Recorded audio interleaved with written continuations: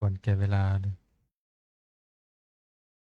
นิมนต์พระภิกษุสงฆ์เจริญพรแม่ชีโอคีคุกเข่ากับพระพร้อมกัน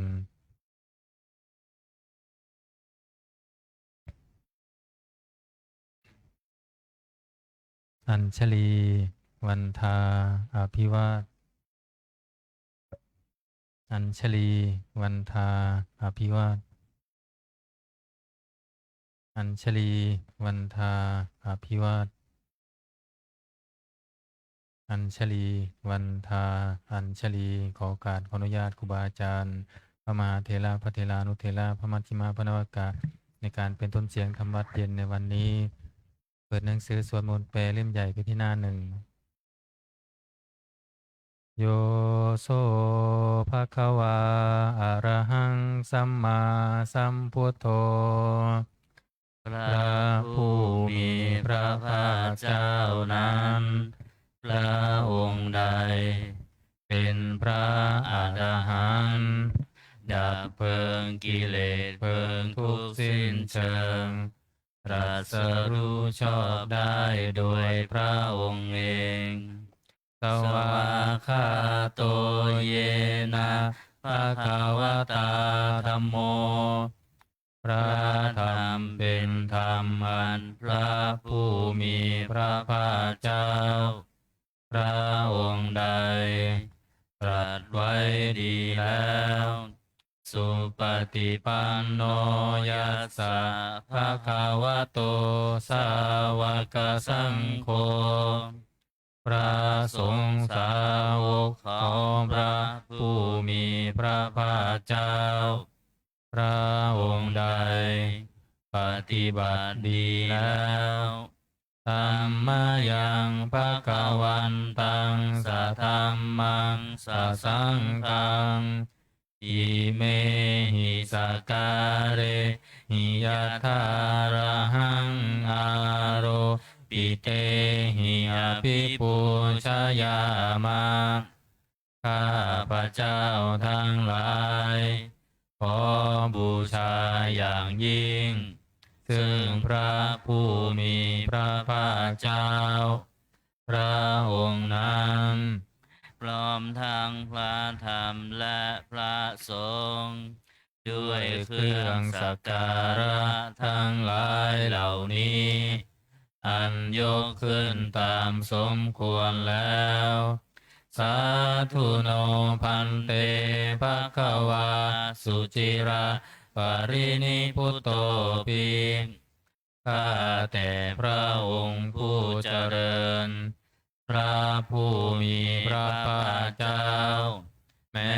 ปรินิพพานนานแล้วทรงสร้างคุณนันสำเร็จประโยชน์ไว้แก่ข้าพระเจ้าทั้งหลายปัจฉิมาชนะตานุกรรมปมานาสาทรงมีพระหฤทัยอนุเคราะห์แก่พวกข้าพระเจ้าอันเป็นชนรุ่นหลังอิเมสกาเลทุกขตาปันนาการะภูเตปฏิคันหาตุขอพระผู้มีพระภาคเจ้าจงรับเครื่องสักการะ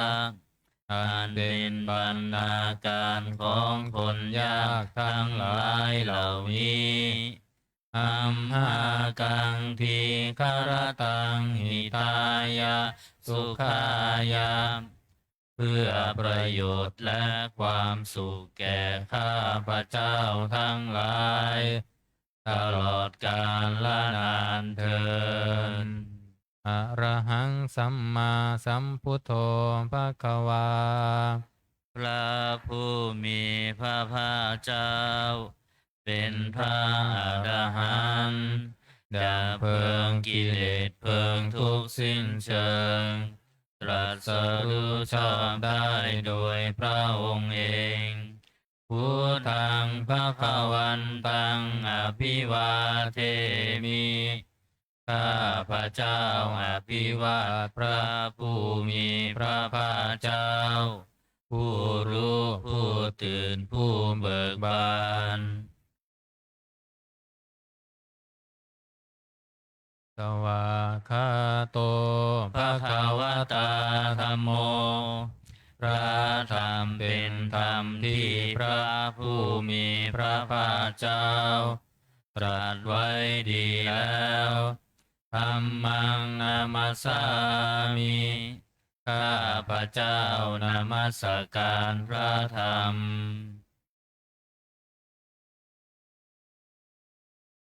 สุปฏิปันโน ภะคะวะโตสาวกสังโฆ พระสงฆ์สาวกของพระผู้มีพระภาคเจ้า ปฏิบัติดีแล้ว สังฆังนามามิ ข้าพระเจ้านอบน้อมพระสงฆ์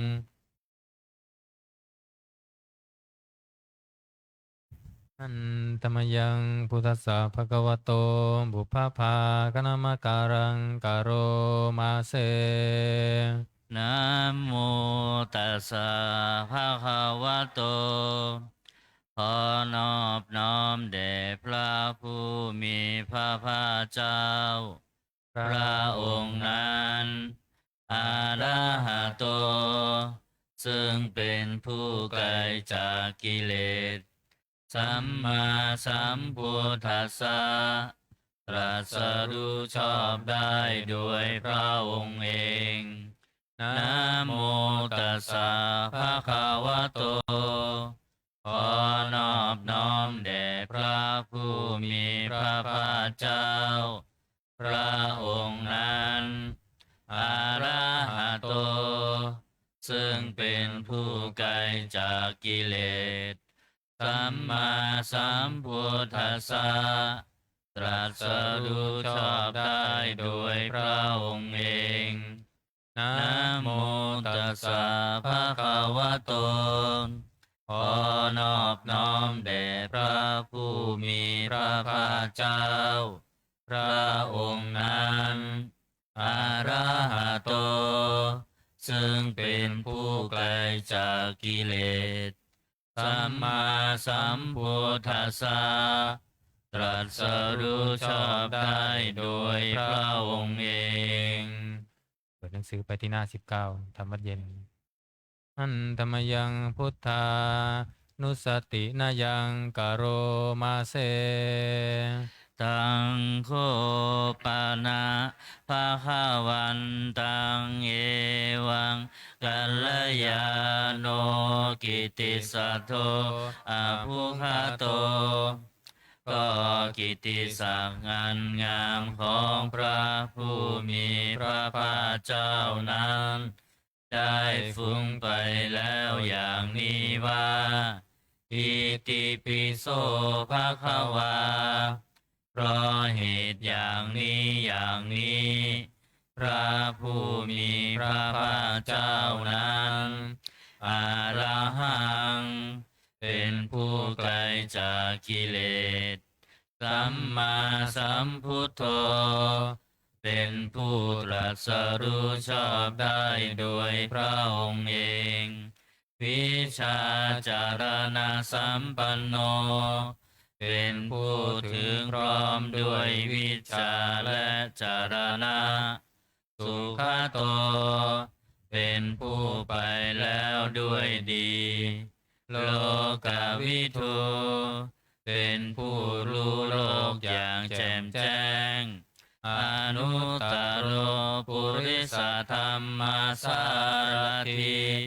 เป็นผู้สามารถฝึกบุรุษที่สมควรฝึกได้ อย่างไม่มีใครยิ่งกว่าสัทธาเทวมนุษย์สานัง เป็นครูผู้สอนของเทวดาและมนุษย์ทั้งหลาย พุทโธ เป็นผู้รู้ผู้ตื่นผู้เบิกบานด้วยธรรม ภคะวาติ เป็นผู้มีความจำเริญจำแนกคำสั่งสอนสัตว์ ดังนี้ อันตมยังพุทธาภิกิติงกโรมาเซ ป พุทธวาลาหันตวาลาตาติคุณาภิยุตโตพระพุทธเจ้าประกอบด้วยคุณ มีความประเสริฐแห่งอรหันตคุณเป็นต้น สุทาพิยานการุณามิสมาคตโต พระองค์อันประกอบด้วยพระญาณและพระกรุณาอันบริสุทธิ์โพเทสิโยสุชานาตังกามรังวาสุโรพระองค์ใดทรงกระทำชนที่ดีให้เบิกบานดุจอาทิตย์ทำบัวให้บานวันธามหังตามรนังศิลาสาชิเนทังข้าพระเจ้าไหว้พระชินสีห์ผู้ไม่มีกิเลสพระองค์นั้นด้วยเสียงกล่าวพุทโธโยสัพพปานินังสารนังเขมามุตตมังพระพุทธเจ้าพระองค์ใดเป็นสารณะอันเกษมสูงสุดของสัตว์ทั้งหลายปาธามานุสติทานังวันทามิตังสิเลนะหังข้าพระเจ้าไหว้พระพุทธเจ้าพระองค์นั้นอันเป็นที่ตั้งแห่งความระลึกองค์ที่หนึ่งด้วยเสียงกล่าวพุทธัสสะหัสสมิทาโสวะพุทโธเมสามิกิสโรข้าพระเจ้าเป็นทาสของพระพุทธเจ้าพระพุทธเจ้าเป็นนายมีอิสระเหนือข้าพระเจ้าพุทโธทุกขัสสะคาตาจะวิทาตาจะหิตาสเมพระพุทธเจ้าเป็นเครื่องกำจัดทุกข์และทรงไว้ซึ่งประโยชน์แก่ข้าพระเจ้าพุทธัสสะหังนิยาเทมิสรีรันชีวิตันจิตังข้าพระเจ้ามอบกายถวายชีวิตนี้แด่พระพุทธเจ้าวันทันโตหังจาริสามิพุทธเสวะสุโพธิตังข้าพระเจ้าผู้ไหวอยู่จักประพฤติตามซึ่งความตรัสรู้ดีของพระพุทธเจ้านาทิเมสารนังอัญญังพุทโธเมสารนังวรังสารณะอื่นของข้าพระเจ้าไม่มีพระพุทธเจ้าเป็นสารณะอันประเสริฐของข้าพระเจ้าเอเตนะสัจจวัชเชนะวัตไตยังสัทธุสาสเนด้วยการกล่าวคำสัตย์นี้ข้าพระเจ้าพึงเจริญในพระศาสนาของพระศาสดาพุทธังเมวันธมาเนนะยังปุญญังปสุตังอิทาข้าพระเจ้าผู้ไหวอยู่ซึ่งพระพุทธเจ้าได้ขวัญขวายบุญใดในบัดนี้สัพเพปิอันตรายาเมมาเหสุงตัสสะเตชะสาอันตรายทั้งปวงอย่าได้มีแก่ข้าพระเจ้าด้วยเดชแห่งบุญนั้นกายเยนะวาจายวะเจตสาวาด้วยกายก็ดีด้วยวาจาก็ดีด้วยใจก็ดีพุทธิกุกัมมังปะกตังมายายังกรรมหน้าติเตียนอันใดที่ข้าพระเจ้ากระทำแล้วในพระพุทธเจ้าพุทโธปฏิคันหะตัวชยันตัง ขอพระพุทธเจ้าจงงดซึ่งโทษล่วงเกินนั้นการันตะเรสังวริตุงวพุทเท เพื่อการสำรวมระวังในพระพุทธเจ้าในการต่อไป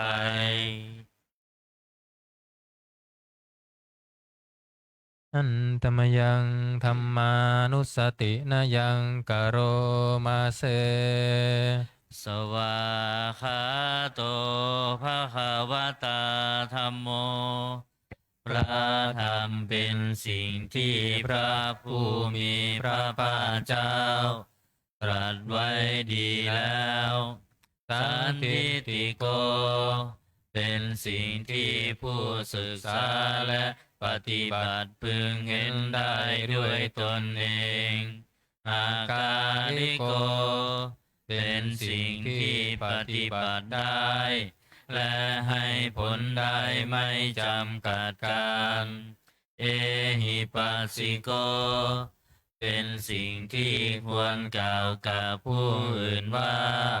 ท่านจงมาดูเถิด โอปานายิโก เป็นสิ่งที่ควรน้อมเข้ามาใส่ตัวปัจจตังเวทิตัสโพวินยูหิตติ เป็นสิ่งที่ผู้รู้ก็รู้ได้เฉพาะตน ดังนี้ อันตมยังธรรมาภิกิติงกโรมาเซ สวาคาตาตาทิคุณายโยคาวาเสนาเสยโย พระธรรมเป็นสิ่งที่ประเสริฐ เพราะประกอบด้วยคุณ คือความที่พระผู้มีพระภาคเจ้า ตรัสไว้ดีแล้วเป็นต้น โยมาคาปากะปริยัตติวิโมคคเพโท เป็นธรรมอันจำแนกเป็นมรรคผลปริยัติและนิพพานธัมโมกุโลกปตานาตถาธาริธารี เป็นธรรมทรงไว้ซึ่งผู้ทรงธรรม จากการตกไปสู่โลกที่ชั่ว วันธามหังตามหารังวรธรรมเมตัง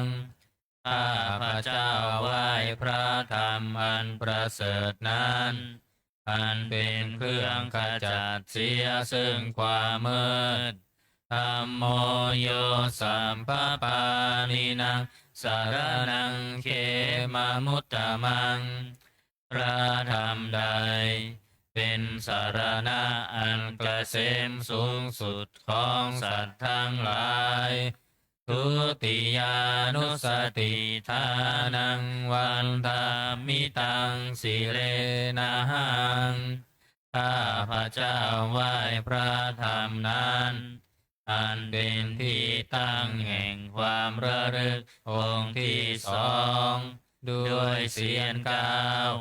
ธรรมัสสหัสสมิทาโสวะธัมโมเมสามิกิสโร ข้าพระเจ้าเป็นทาสของพระธรรม พระธรรมเป็นนาย มีอิสระเหนือข้าพระเจ้าอัมโม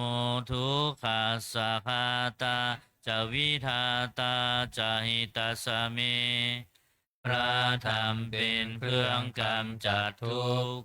และทรงไว้ซึ่งประโยชน์แก่ข้าพระเจ้าธรรมัสสาหังนิยาเทมิสรีรันชีวิตันจิตัง ข้าพระเจ้ามอบกายถวายชีวิตนี้แด่พระธรรม วันทันโตหังจาริสามิธรรมะเสวะสุธรรมตัง ข้าพระเจ้าผู้ไหวอยู่จากประพฤติตามซึ่งความเป็นธรรมดีของพระธรรมนัตติเมสารนังอัญญธัมโมเมสารนังวรัง สารณะอื่นของข้าพเจ้าไม่มี พระธรรมเป็นสารณะอันประเสริฐของข้าพเจ้า เอเตนะสัจจวัชเชนะวัตตยังสัตถุสาสเน ด้วยการกล่าวคำสัตย์นี้ ข้าพเจ้าพึงเจริญในพระศาสนาของพระศาสดาธัมมังเมวันธามาเนนะยังปุญญังปสุตังอิทาข้าพเจ้าผู้ไหว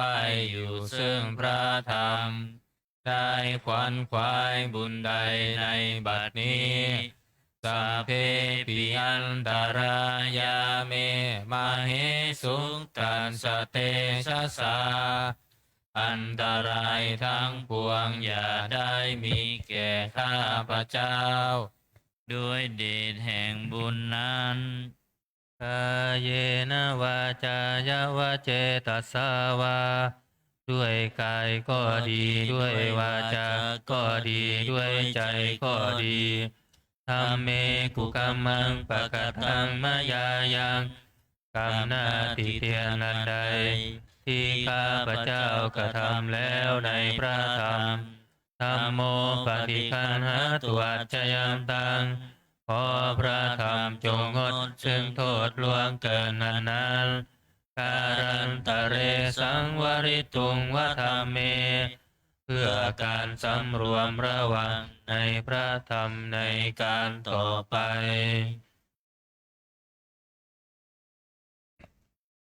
อันตมยังสังขานุสตินายังกโรมาเสสุปฏิปันโนภะคะวะโตสาวกสังโฆทรงสาวกของพระผู้มีพระภาคเจ้าปฏิบัติดีแล้วอุชุปฏิปันโนภะคะวะโตสาวกสังโฆทรงสาวกของพระผู้มีพระภาคเจ้าปฏิบัติตรงแล้วยายาปฏิปันโนภะคะวะโตสาวกสังโฆทรงสาวกของพระผู้มีพระภาคเจ้าปฏิบัติเพื่อรู้ธรรมเป็นเครื่องออกจากทุกข์แล้วสามีจิปฏิปันโนภะคะวะโตสาวกสังโฆทรงสาวกของพระผู้มีพระภาคเจ้าปฏิบัติสมควรแล้วยะติทางได้แก่บุคคลเหล่านี้คือจาตาริปุริสายุคานิอัตถาปุริสาบุคลาผู้แห่งบุรุษสี่คู่นับเรียงตัวบุรุษได้8บุรุษเอสาภะคะวะโตสาวกสังโฆนั่นแหละสงฆ์สาวกของพระผู้มีพระภาคเจ้าอาหุนายโยเป็นสมควรแก่สักการะที่เขานำมาบูชาปาหุนายโยเป็นสมควรแก่สักการะที่เขาจัดไว้ต้อนรับทักขินายโยเป็นผู้ควรรับทักษิณาทานอัญชลีการณิโยเป็นผู้ที่บุคคลทั่วไปควรทำอัญชลีอนุตตรังปุญญเกตังโลกัสสติเป็นเนื้อนาบุญของโลกไม่มีนาบุญอื่นยิ่งกว่าดังนี้อันตมยังสังฆาภิกิติงกโรมาเสสัทธัมมโชสุปฏิปฏิคุณาปิยุโต พระสงฆ์ที่เกิดโดยพระสัทธรรมประกอบด้วยคุณมีความปฏิบัติดีเป็นต้นโยธาภิโตอริยบุคลสังคเสโตเป็นหมู่แห่งพระอริยบุคคลอันประเสริฐแปดจำพวกสีราธิธรรมปวาราสยกายจิตโตมีกายและจิตนั้นอาศัยธรรมมีศีลเป็นต้นอันบวรวันธามหังตามริยานาคานังสุสุทังข้าพระเจ้าไหว้หมู่แห่งพระอริยเจ้าเหล่านั้นอันบริสุทธิ์ด้วยดี สังโฆโยสัพพปานินังสารนังเขมามุตตะมังพระสงฆ์หมู่ใดเป็นสารณะอันเกษมสูงสุดของสัตว์ทั้งหลายตาติยานุสติทานังวันทามิตังสิเรนะหังข้าพระเจ้าไหว้พระสงฆ์หมู่นั้นอันเป็นที่ตั้งแห่งความระลึกองค์ที่สามด้วยเสียงกล่าวสังฆาสาหัสสมิทาโสวะสังโฆเมสามิกิสโรข้าพระเจ้าเป็นทาสของพระสงฆ์พระสงฆ์เป็นนายมีอิสระเหนือข้าพระเจ้าสังโฆทุกขาสาคาตาจาวิทาตาจาหิตาสมิพระสงฆ์เป็นเครื่องกำจัดทุกข์และทรงไว้ซึ่งประโยชน์แก่ข้าพระเจ้าสังฆาสาหังนิยาเทมิสรีรันชีวิตังจิตังข้าพระเจ้ามอบกายถวายชีวิตนี้แด่พระสงฆ์วันทันโตหังจาริสามิสังฆัสโสปฏิปันนตังข้าพระเจ้าผู้ไหวอยู่จากประพฤติตามซึ่งความปฏิบัติดีของพระสงฆ์นาทิเมสารนังอัญญสังโฆเมสารนังวรังสารณะอื่นของข้าพระเจ้าไม่มีพระสงฆ์เป็นสารณะอันประเสริฐของข้าพระเจ้าเอเตนะสัจจวัตเชนะวัตตยังสัตถุสาสเนด้วยการกล่าวคำสัตย์นี้ข้าพระเจ้าพึงเจริญในพระศาสนาของพระศาสดาสังฆังเมวันธมาเนนะยังปุญญังปสุตังอิทาข้าพระเจ้าผู้ไหวอยู่ซึ่งพระสงฆ์ได้ขวนขวายบุญใดในบัดนี้สัพเพปิอันตรายาเมมเหสุงตัสสะเตชะสาอันตรายทั้งปวงอย่าได้มีแก่ข้าพระเจ้าด้วยเดชแห่งบุญนั้น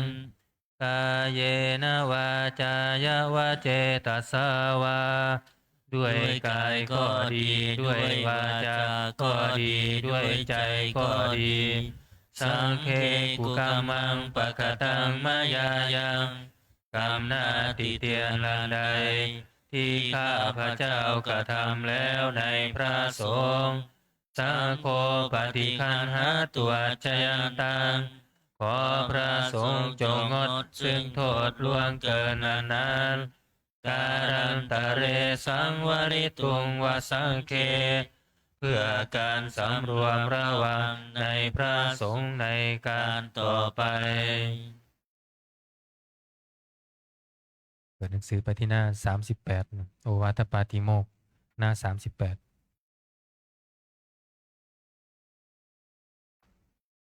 อันตมยังโอวาทปาติโมขคาทายโย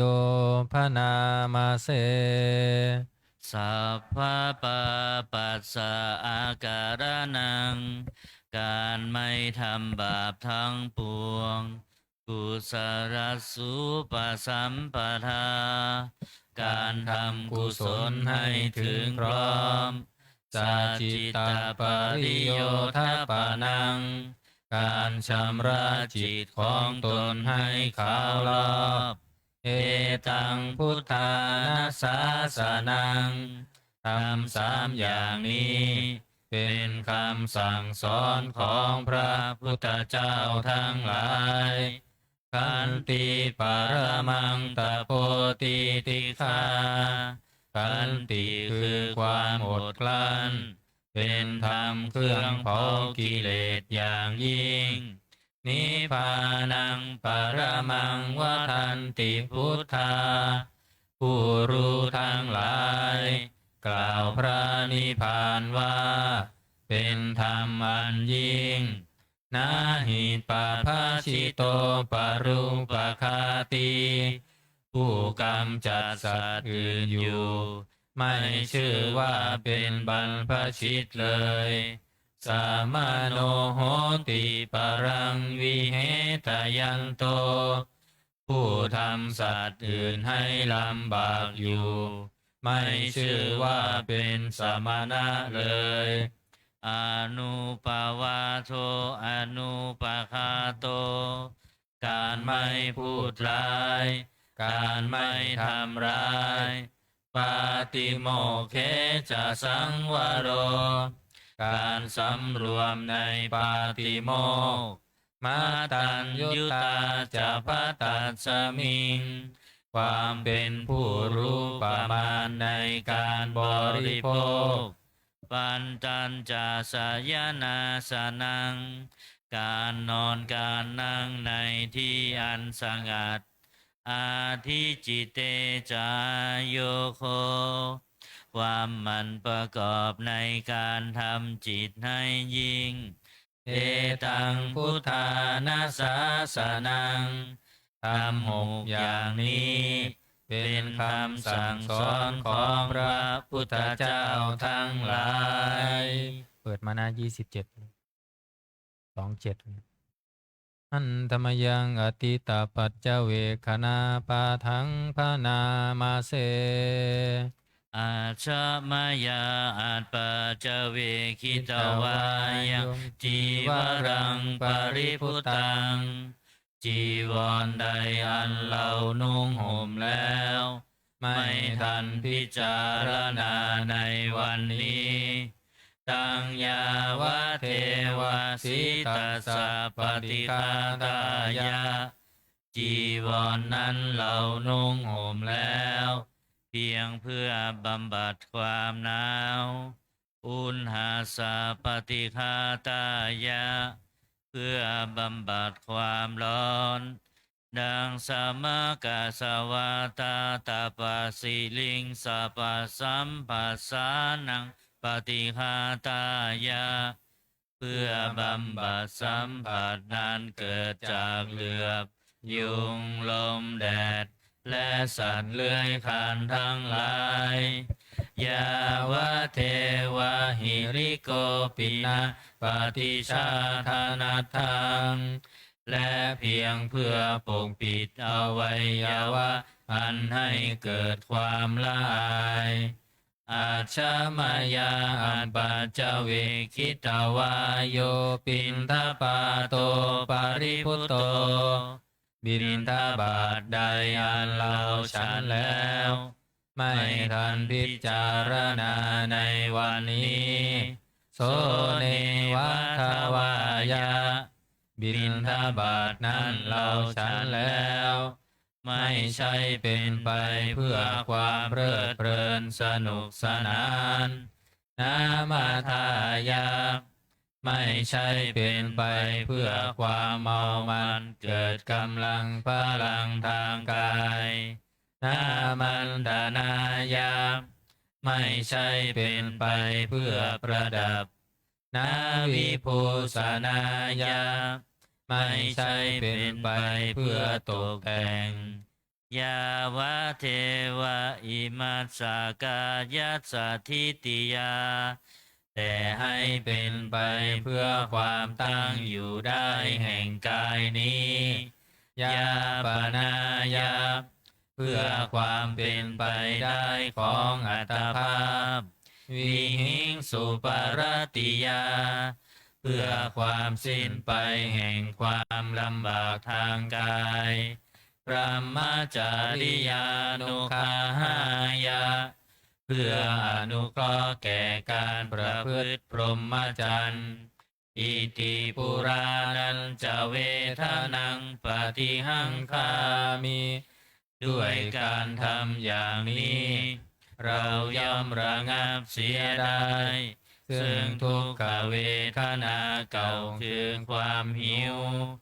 นาวันจะเวทนังนาอุปาเทสามิและไม่ทำทุกขเวทนาใหม่ให้เกิดขึ้นยาตราจะเมภวิสติอนวัชชตาจะพาสุวิหารจาติอันหนึ่งความเป็นไปโดยสะดวกแห่งอัตภาพนี้ด้วยความเป็นผู้หาโทษมิได้ด้วยและความเป็นอยู่โดยผาสุกด้วยจากมีแก่เราดังนี้อาชามายาปัจจเวคิตวายังเสนาสนะปริพุตังเสนาสนะใดเราใช้สอยแล้วไม่ทันพิจารณาในวันนี้ตังยาวะเทวะสิตัสสะปฏิฆาตายะเสนาสนะนั้นเราใช้สอยแล้วเพียงเพื่อบำบัดความหนาวอุณหาสะปฏิฆาตายังเพื่อบำบัดความร้อนดังสมกัสสวาตาตาปสิลิงสัพพสัมปัสสานังปฏิฆาตายังเพื่อบำบัดสัมผัสนั้นเกิดจากเหลือบยุงลมแดดและสัตว์เลื้อยคลานทั้งหลายยาวะเทวะอุตุปาริสยาวิโนทานังปฏิสัลลานารามัทธังเพียงเพื่อบรรเทาอันตรายอันพึงมีจากดินฟ้าอากาศและเพื่อความเป็นผู้ยินดีอยู่ได้ในที่หลีกเล่นสำหรับภาวนาอาชามายาปัจจเวคิตวายโยคิลานะปัจจยเพสัชปริคาโรปริพุตโตคิลานะเพสัชบริขารใดอันเราบริโภคแล้วไม่ทันพิจารณาในวันนี้โสยาวะเทวะอุปานานังเวยาภาติกานังเวทนานังปฏิฆาตายะทีลานาเปสัตบริขารนั้นเราบริโภคแล้วเพียงเพื่อบำบัดทุกขเวทนาอันบังเกิดขึ้นแล้วมีอาพาธต่างๆเป็นมูลอาภยาปัชชาปรมาตายาติเพื่อความเป็นผู้ไม่มีโรคเบียดเบียนเป็นอย่างยิ่งดังนี้อันตมยังอุทิศนาทิฏฐานาคาทายโยพานามาเสอิมินาปุญญากรรมเมนะด้วยบุญนี้อุทิศให้อุปัชฌายาคุณุตตราอุปัชฌาย์ผู้เลิศคุณอาจาริยุปการาจาและอาจารย์ผู้เกื้อหนุนมาตาปิตาจายาตากาทั้งพ่อแม่และปวงญาติ สุริโยจันทิมาราชาสุรจันทร์และราชาผู้นาวันตานาราปิจาผู้ทรงคุณหรือผู้สูงชาติพระมาราชอินทาจารมมารและอินทราชโลกปาลาจะเทวตาทั้งถวยเทพและโลกบาลยะโมมิตามนุษสาจายมราชมนุษย์มิตรมัชฌตาเวลิกาปิจาผู้เป็นกลางผู้จ้องผานสัพเพสัตตาสุขีหนตุ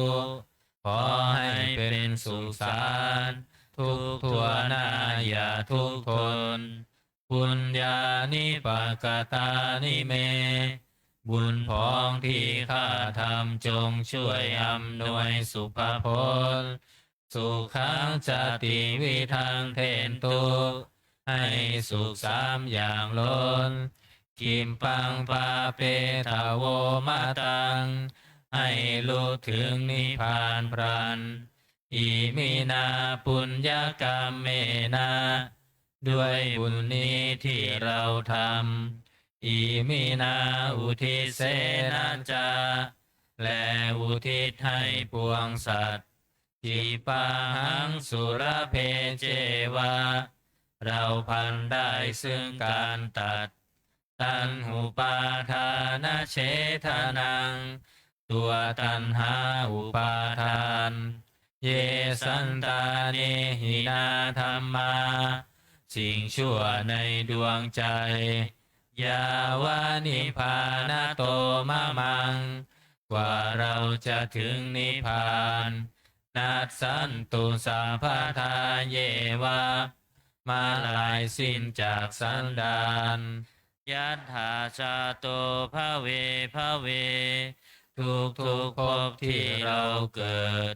อุชุจิตังสติปัญญามีจิตตรงและสติทั้งปัญญาอันประเสริฐสันเลโควิริยัมหินาพร้อมทั้งความเพียรเลิศเป็นเครื่องขูดกิเลสหายมาลารพันตุโนกาสังโอกาสอย่าพึงมีแก่หมู่มารสิ้นทั้งหลายกาตุนจาวิริเยสุเมเป็นช่องประทุษลายทำลายล้างความเพียรจมพุทธาทิปาวโรนาโทพระพุทธผู้บวรนาถธัมโมนาโทวารุตตโมพระธรรมที่พึงอุดมนาโทปัจเจกพุทโธจา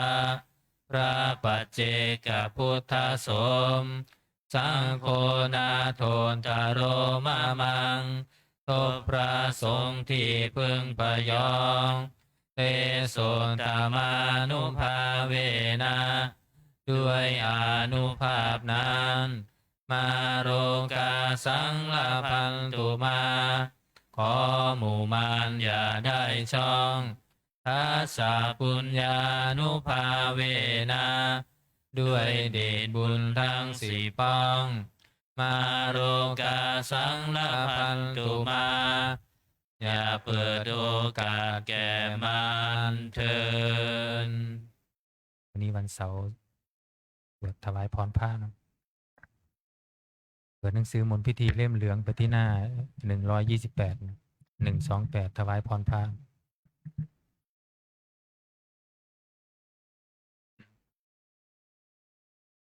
นะโมตัสสะภะคะวะโตอะระหะโตสัมมา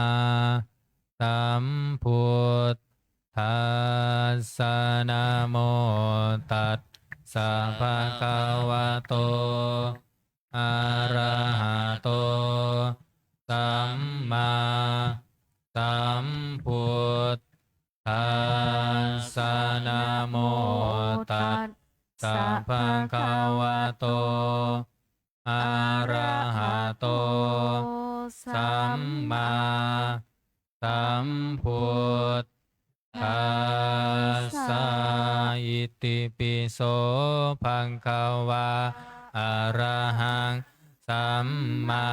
สัมพุทโธวิชาจารณสัมปันโนสุขโตโลกวิทูอนุตตโรปุริสัทธัมมาสารันติสัทธาเทวมนุษย์สานังพุทโธภะคะวาติสวากขาโตภะคะวะตาธัมโมสันทิติโกอาลิโกเอหิปัสสิโกโอมปนายิโกปัจจันตังเวทิตาโอวินโยเหติสุปฏิปันโนภะคะวะโตสาวกสังโฆอุชฌปฏิปันโนภะคะวะโตสาวกสังโฆญาญาปฏิปันโนภะคะวะโตสาวกสังโฆสามีจิปฏิปันโนภะคะวะโตสาวกสังโฆยะติทังจัตตาริปุริสายุคานิอันทาปุริสัมปุงคาลาเอสัมภะคะวะโตสาวกสังโฆอาหุนายโยปาหุนายโยทักขินายโยอัญชาริการณิโยอนุตตรังปุญญาเขตังโลกัสสติพาหุงสหัสสมาพินิจมิตาสาวุธัมตังคีเมฆารังอุทิตาโครัสสะเสนามารังทานาทิธรรมาวิตินาชิตาวามุนินโทตันเตชัสสาภาวันตุเตชัยยามังคารานิมาราติเรงกามาพิยุตจินตสัมภารันติงโคลัมปานาลาวกามาคามาทันทายักขังขันติสุทันตาวิตินาจิตตาวามุนินโทตันเตจัสสาภาวันตุเตชัยยามังคารานินาราคิริงคาชาวารังอาติมันตาภูตังทาวากิจังกามาสานิวาสุธารุนันตังเมตัมภูเสกวิตินาจิตตวามุนินโทตันเตชัสสาภาวันตุเตชัยยามังคารานิองคิตตาขันธามาติหัตทาสุธารุนันตังทาวันติโยชนะปะทังคุลิมาลาวันตังอินทิปิสังคตามโนจิตตวามุนินโทตุเตชัยยมังคารานิกันตวานากัตตมุทารังอิวะคัมพินิยาจินจายาทุทวัจจนังชนะกายมัดเชสันเตนะโสมวิธินาชิตวามุนินโทตันเตชัสสาภาวันตุเตชัยยมังคารานิสันจังวิหายามันติสัจ จักรวาทเกตุงวาทาปิตะมะนังอ อ ติ ติ อั อั น น ท ท ภู ภู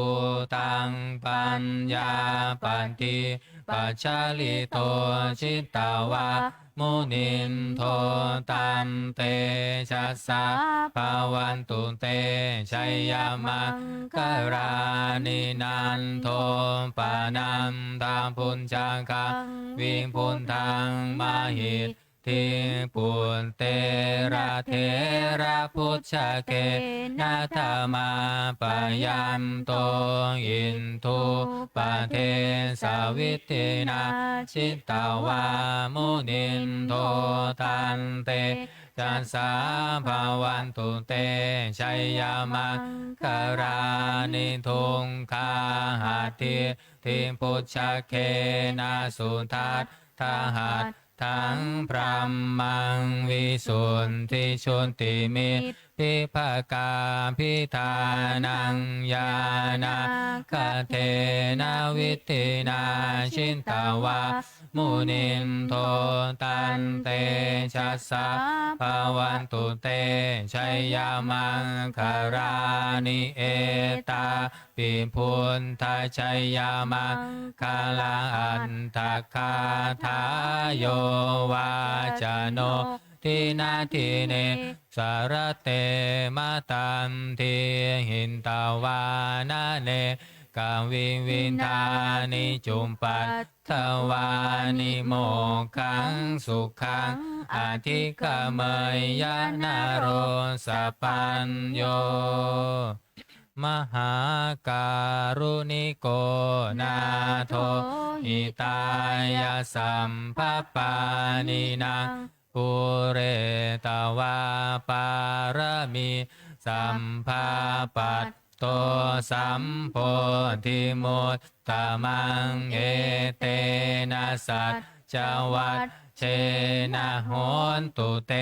ชัยยามังกรังชายันโตโพธิยาโมเลสังกายานังนาทิวันทาโนเอ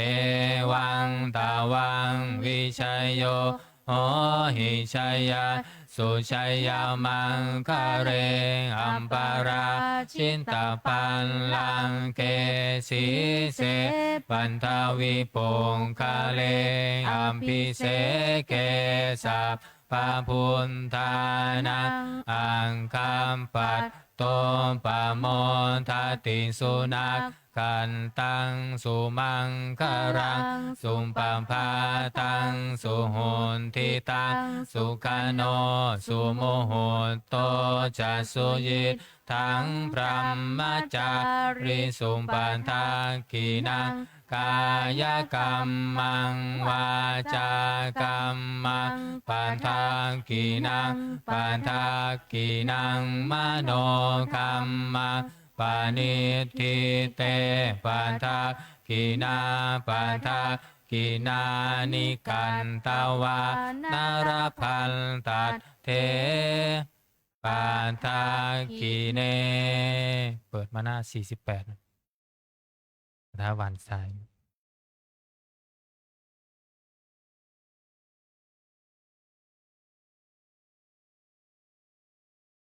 หน้า48อิมัสสมิงราชเสมานาเขเต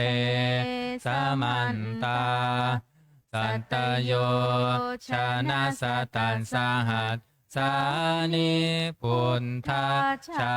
ราปริเขเตรักขันตุ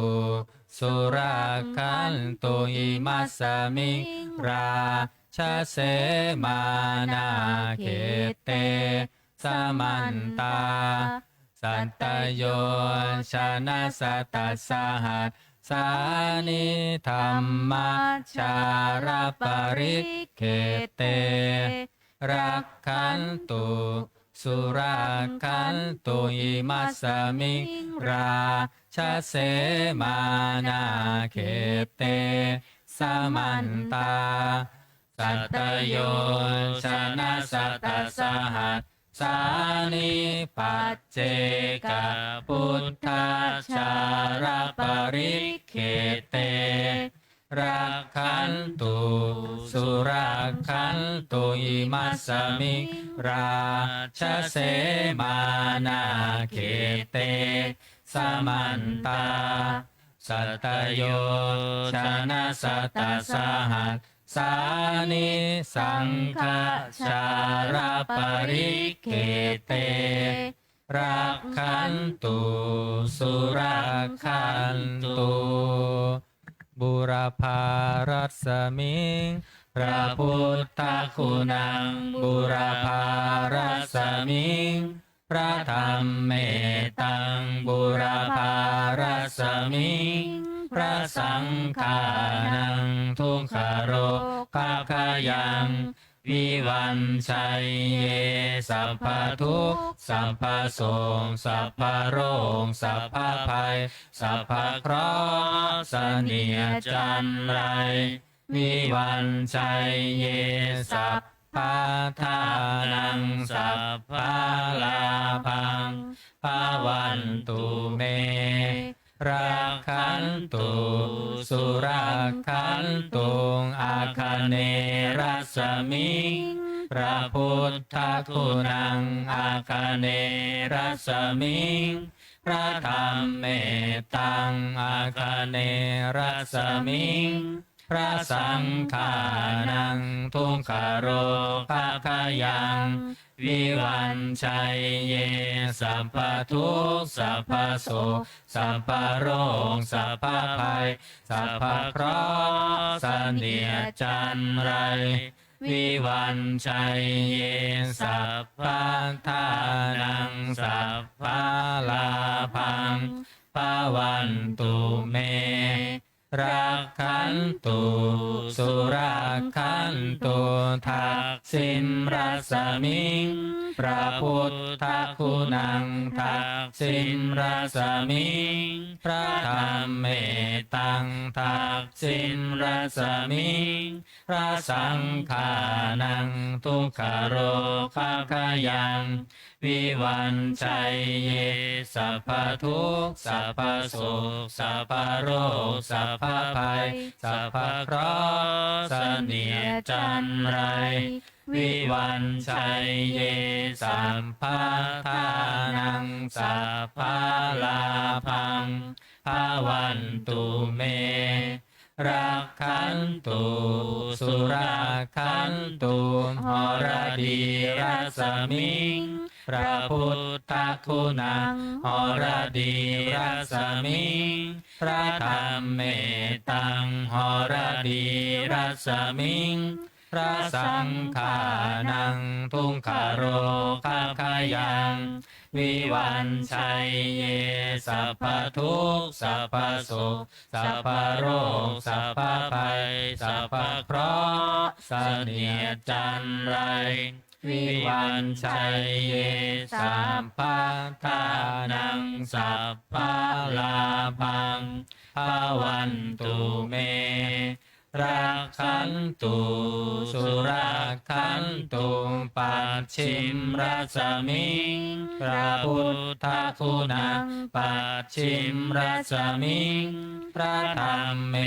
ตังปัจฉิมรัสมิงพระสังฆานังทุกขโรภาคยังวิวันชัยเยสัพพทุกข์สัพพโศกสัพพโรคสัพพภัยสัพพเคราะห์เสนียดจันไรวิวันชัยเยสัมภทานังสัพพลาภังภาวันตุเมรักขันตุสุรักขันตุพายัพรัสมิงพระพุทธคุณังพายัพรัสมิงพระธรรมเมตังพายัพรัสมิงพระสังฆานังทุกขโรภาคยัง วิวันชัยเยสัพพทุกข์สัพพโศกสัพพโรคสัพพภัยสัพพเคราะห์เสนียดจันไรวิวันชัยเย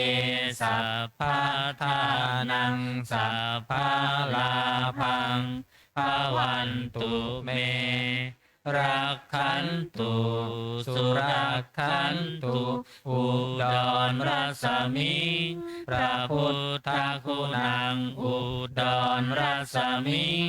พระธรรมเมตตังอุดรรัศมีพระสังฆานังทุกขโรภคยังวิวันชัยเยสัพพทุกข์สัพพโศกสัพพโรคสัพพภัยสัพพเคราะห์เสนียดจันไรวิวันชัยเยสัพพทา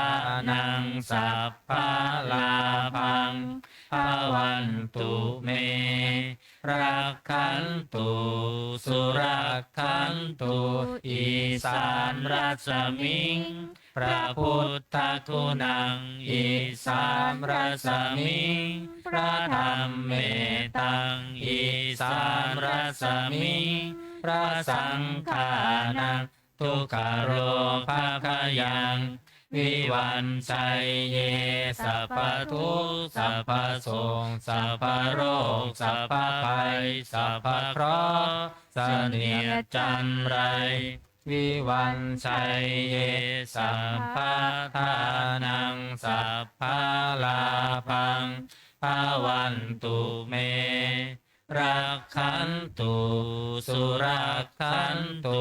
อากาศรัศมิงพระพุทธคุณังอากาศรัศมิงพระธรรมเมตตังอากาศรัศมิง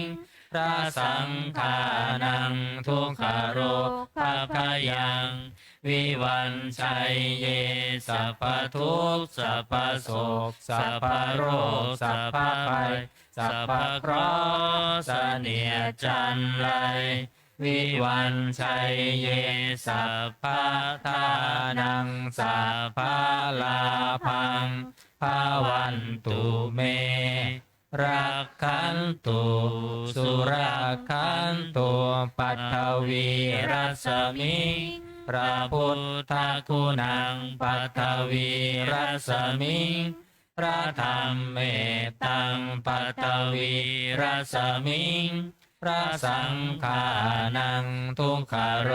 ภคยังวิวันชัยเยสัพพทุกข์สัพพโศกสัพพโรคสัพพภัยสัพพเคราะห์เสนียดจันไรวิวันชัยเยสัพพทานังสัพพลาภังภวันตุเมรักขันตุสุรักขันตุอิมัสสมิงมงคลจักรวาลทั้งแปดทิศประสิทธิจงมาเป็นกำแพงแก้วทั้งเจ็ดชั้นมาป้องกันห้อมล้อมรอบครอบทั่วอนัตตาราชเสมานาเขเตสมันตาสัตโยชนะสัตตสหัสสานิพุทธาชา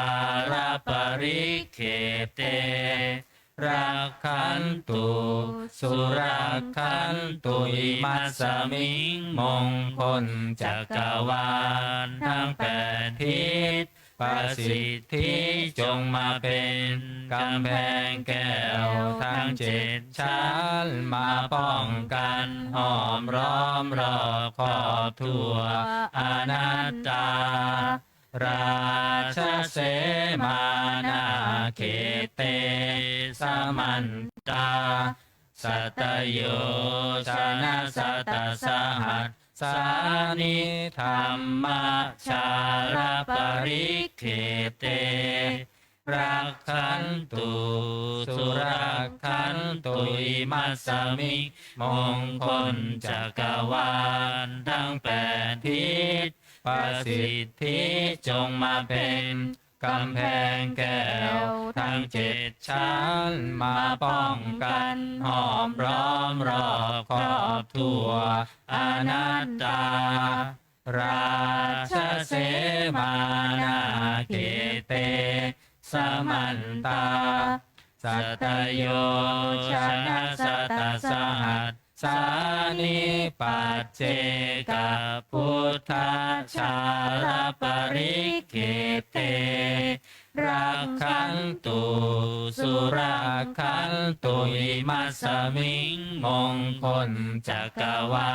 ลทั้งแปดทิศประสิทธิจงมาเป็นกำแพงแก้วทั้งเจ็ดชั้นมาป้องกันห้อมล้อมรอบครอบทั่ว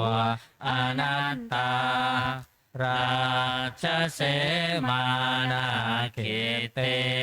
สมันตาสัตโยชนะสัตตสหัสสานิสังฆาชาลปริเกเตรักขันตุสุรักขันตุ133มงคลจักรวาลน้อย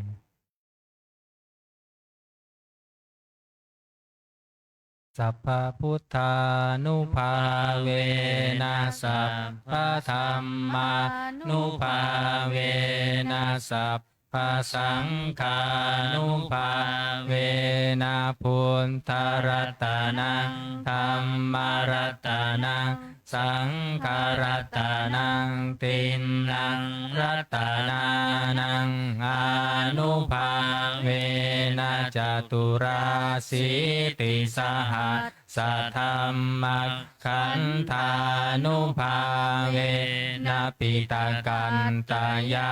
นุภาเวนะชินนาสาวกานุภาเวนะสัพเตเตโรคาสัพเพเตพยาสัมเพเตอันตรายาสัมเพเตอุปปัตถวาสัพเพเตทุนนิมิตตาสัพเพเตอาวมังคาราวินาศสันตุอายุวัตถโกธนวัตถโกสิริวัตถโกยศวัตถโกสุลวันถโกวันนาวันถโกสุขวันถโกโหนตุสัพพทาทุกขโรคขยาเวลาโสกาสัตตุจุปันทวาอเนกาอันตรายาปิวินาศสันตุจเตชะสาชยสิทธิธานังลาภังโสทิภคยังสุขังภาลังสิริอายุจาวันโนจะโพคังวุนติจะยะสวะสันตวัสสาจะอายุจะชีวสิทธิภาวันตุเตภาวันตุสัพพมังคารังรักขันตุสัพพเทวตาสัพพพุทธานุภาเวนะสันทาโสทิภาวันตุเตภาวันตุสัพพมังคารังรักขันตุสัพพเทวตาสัพพะธรรมานุภาเวนะสัทธาโสทิภาวันตุเตภาวันตุสัพพะมังคารังรักขันตุสัพพะเทวตาสัพพะสังฆานุภาเวนะสัทธาโสทิภาวันตุเตธรรมเย็นก็จบไปที่นี้นะครับลำดับต่อไปจะได้เจริญจิตตภาวนาทำสมาธิสักครู่แล้วแผ่เมตตาพร้อมกัน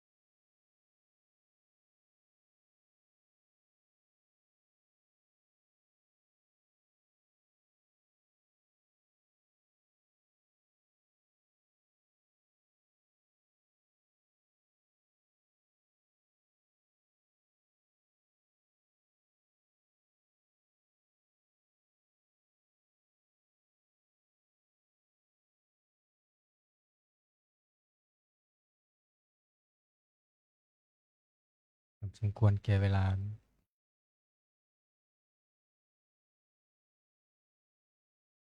ตัวกรวดน้ำอุทิศบุญกุศลแผ่เมตตาพร้อมกัน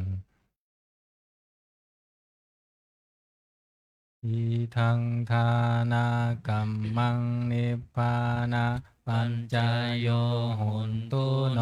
นิจัง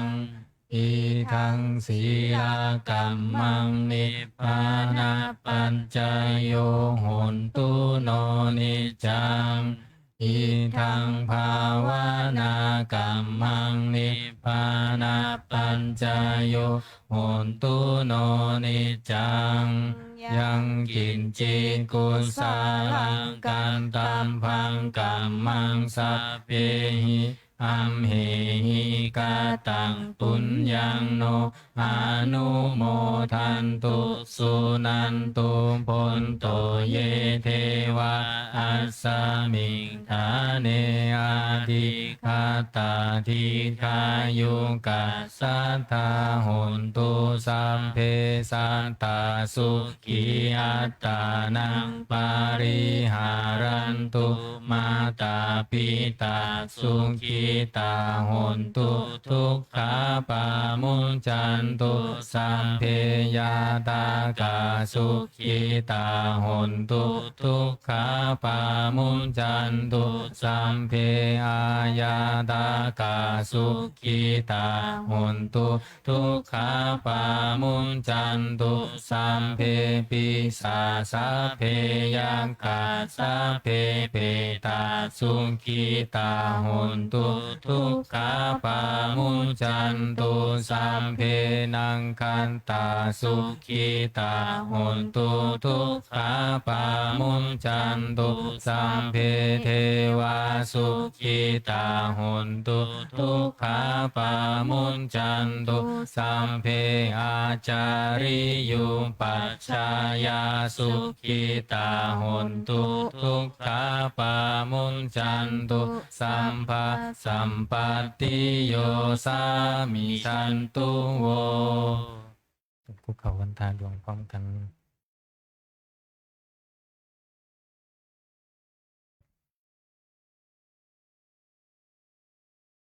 วันทามิพุทธังสัมภะเม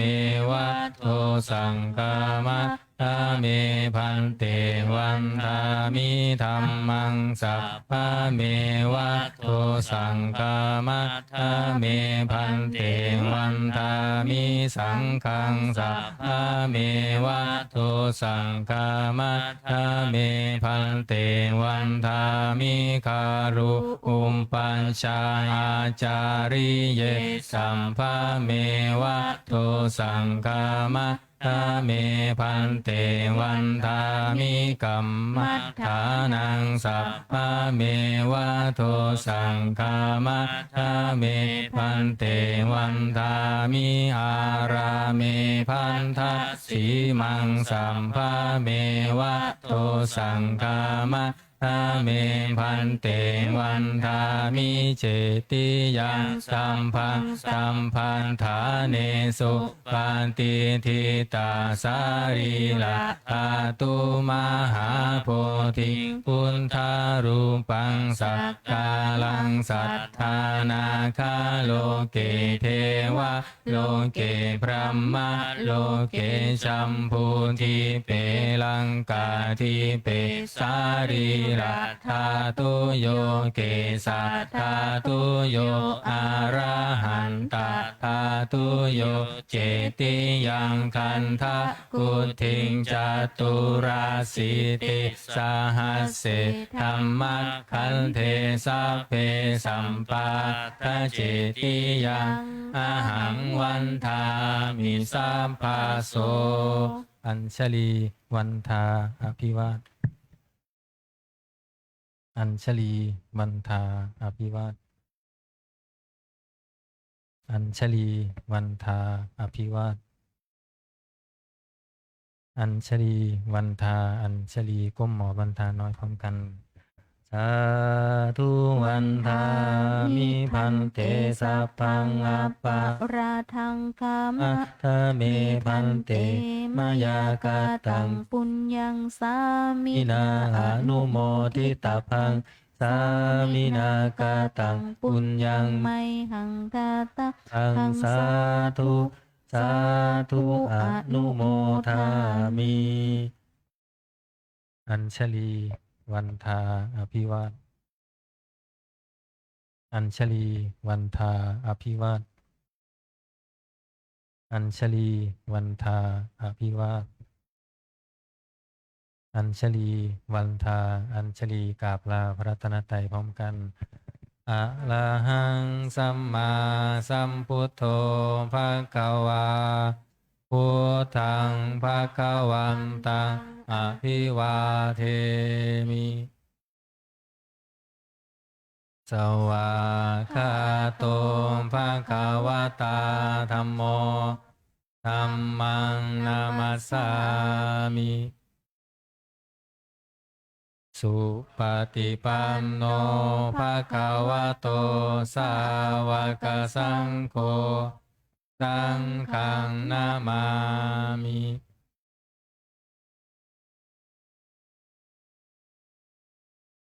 ขอนิมนต์พระภิกษุสงฆ์ผู้เก่ากับพระมหาเถระพระอาจารย์อินจันทร์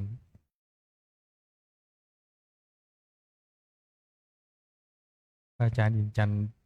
กันโตภาโสพร้อมกัน อัญชลีวันทาอภิวาทอัญชลีวันทาอภิวาทอัญชลีวันทาอภิวาท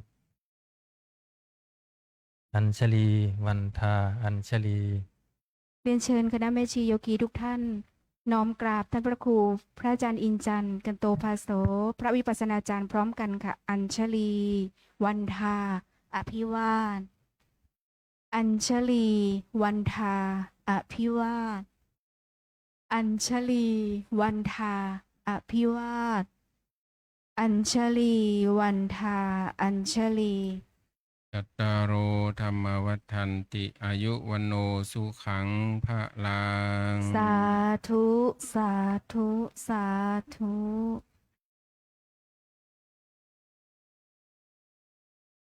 ค่ะก็ขออนุญาตใช้เสียงนะคะ วันนี้วันโกนนะคะ เดี๋ยวให้โยคีนะช่วยกันปิดประตูหน้าต่างยังไม่ปิดนะคะ เดี๋ยวเราวันโกนเนี่ยวันนี้เราจะขึ้นมารับศีลนะคะ วันนี้ขอให้โยคี